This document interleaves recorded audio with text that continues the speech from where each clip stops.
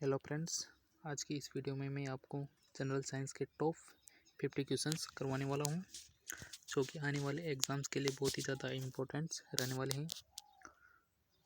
और शाम 7:30 बजे से ही जनरल साइंस की डेली एक सीरीज भी हम स्टार्ट कर रहे हैं, तो 7:30 बजे से देखना ना भूलें। चलिए शुरू करते हैं। प्रश्न नंबर 1, ओरिजिन ऑफ स्पीसीज किसकी रचना है?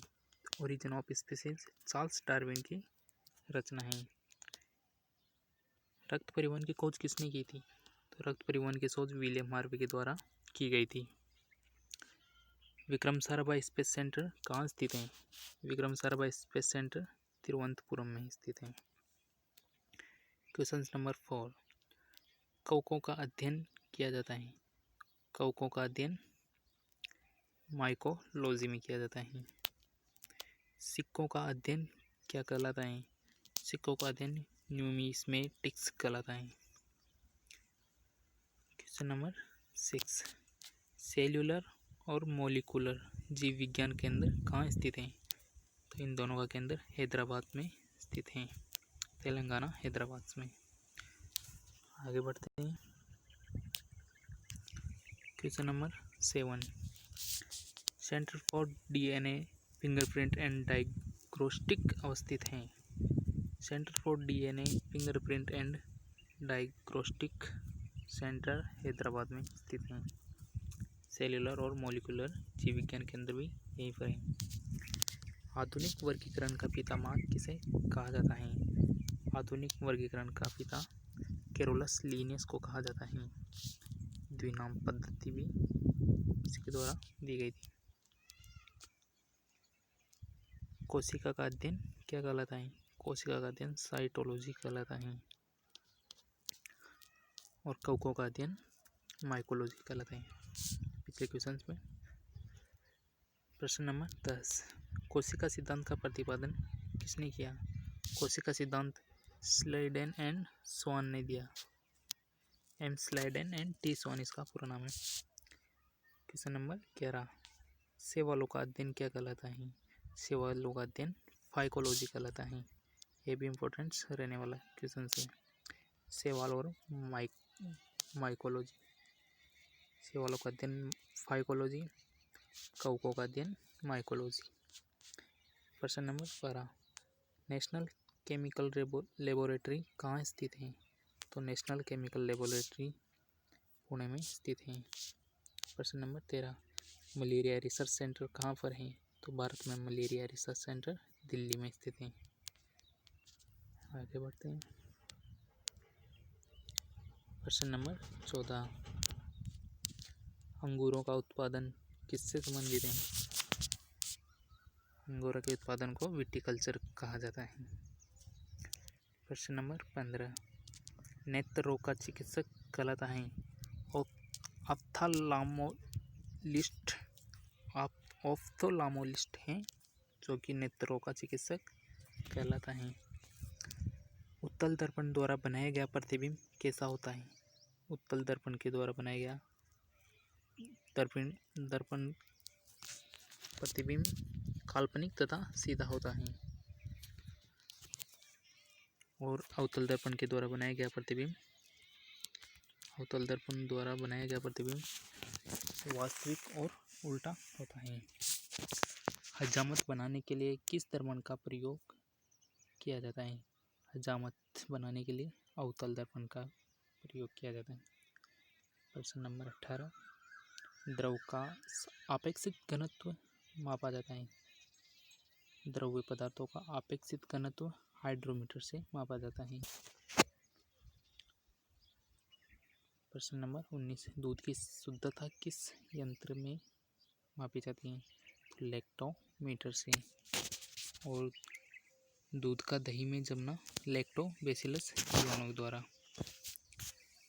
क्वेश्चन नंबर 20, मोटर गाड़ी के चालक के सामने लगा होता है?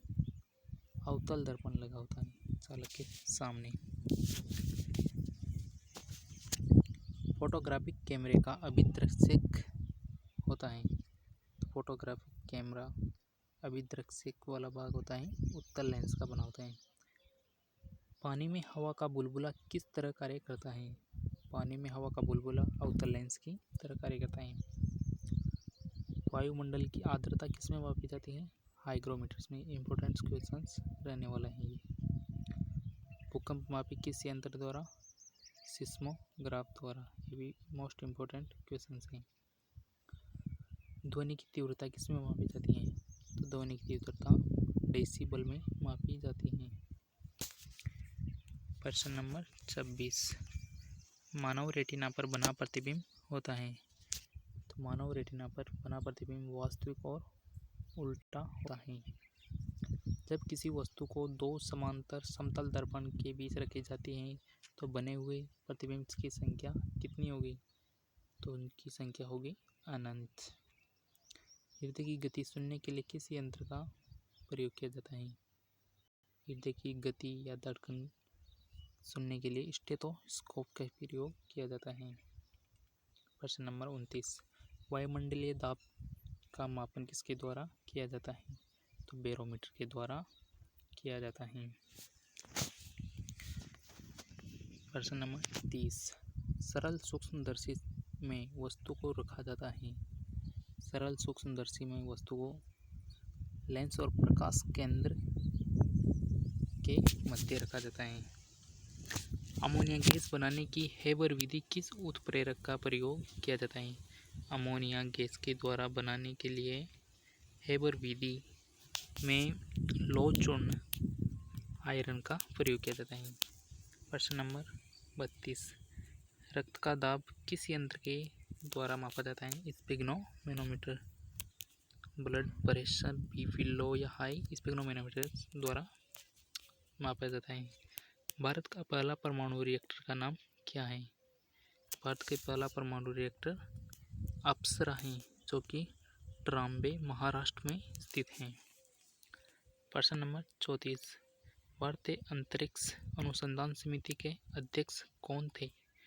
तो भारतीय अंतरिक्ष अनुसंधान समिति के प्रथम अध्यक्ष विक्रम साराभाई थे। प्रश्न नंबर 35,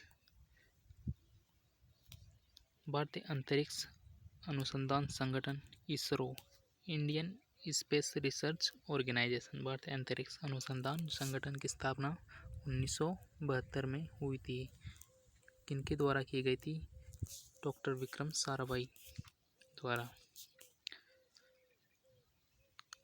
प्रश्न नंबर 36, भारत का पहला परमाणु रिएक्टर अप्सरा कहाँ स्थित है? तो ये ट्राम्बे में स्थित है, महाराष्ट्र में स्थित है। होम्योपैथी चिकित्सा के जनक कौन थे? तो होम्योपैथी चिकित्सा के जनक हैनीमैन थे। प्रश्न नंबर 38, रतौंधी किस विटामिन की कमी से होता है? रतौंधी विटामिन ए की कमी से होता है। विटामिन ए का रासायनिक नाम रेटिनॉल होता है। प्रश्न नंबर 39, लाफिंग गैस का रासायनिक नाम क्या है? Nitrous oxide. नाइट्रस ऑक्साइड का सूत्र होता है N2O। प्लास्टिक ऑफ पेरिस का रासायनिक सूत्र होता है, प्लास्टिक ऑफ पेरिस का होता है H2O। सॉरी क्वेश्चंस ये टाइपिंग मिस्टेक है। CuSO4.2H2 होता है, तो यहाँ पर CuSO4.2H2 होगा इसका आंसर। अगला क्वेश्चन है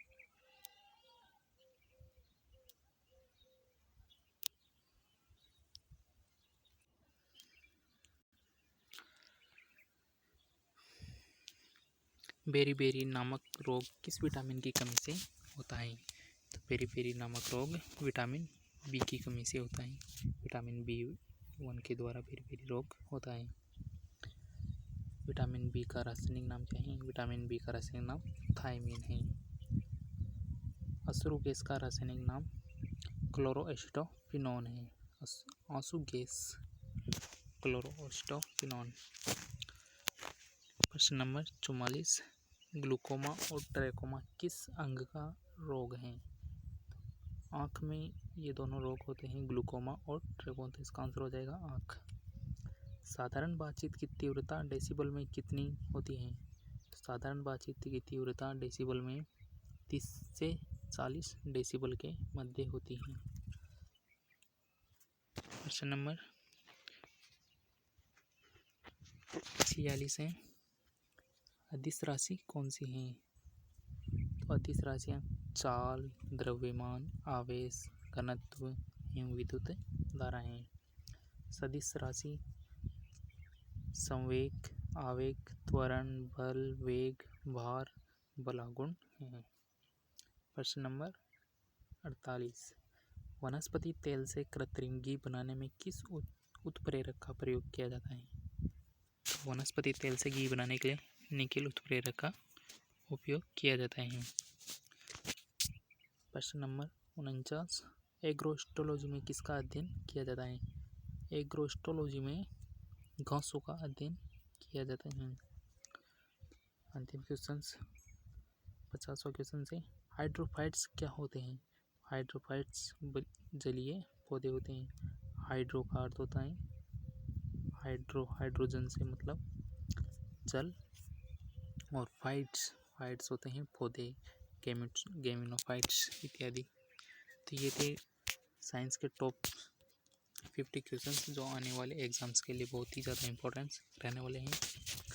और इस साइंस सामान्य विज्ञान की सीरीज़ को हम डेली कंटिन्यू 7:30 बजे कर रहे हैं, तो इसको देखना ना भूलें।